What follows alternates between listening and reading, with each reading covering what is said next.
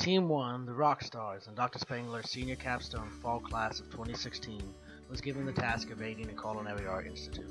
The Rockstars consisted of Jonathan Berry, the project leader, Adriana Burns, Quintisha Amons, John Beals, and Mark Ashurst.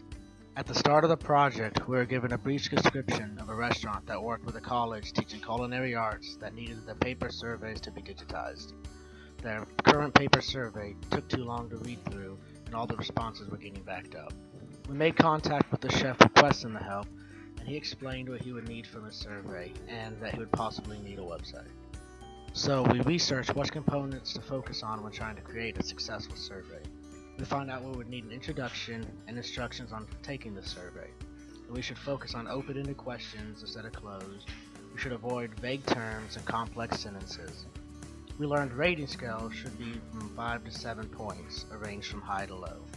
We should anticipate all possibilities, and that radio buttons worked best on an internet survey. Once we learned about making surveys, we needed to decide what we would use to create the surveys. We narrowed our choices down to Google Forms and PoolDaddy. Each had their own pros and cons. With Google Survey, we got unlimited questions and responses. It would display a progress bar, and we would be able to export our results free of charge. But there was a limited amount of design control, and the URL was long and complicated.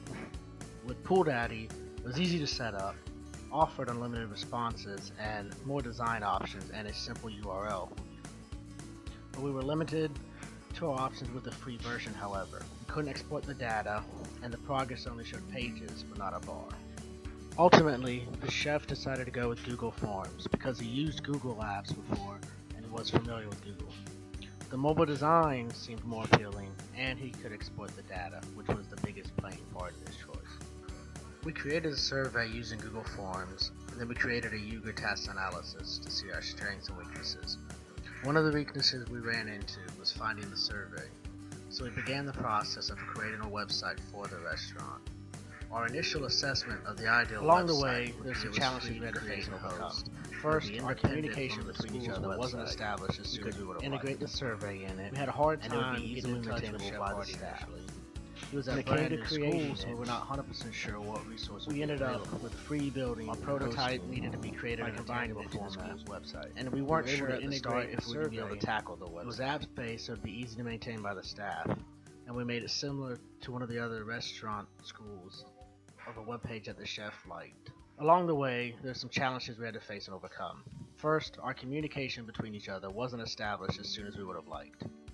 We had a hard time getting in touch with Chef Hardy initially. He was at brand new school, so we were not 100% sure what resource would be available. Our prototype needed to be created in a tangible format, and we weren't sure at the start if we would be able to tackle the website.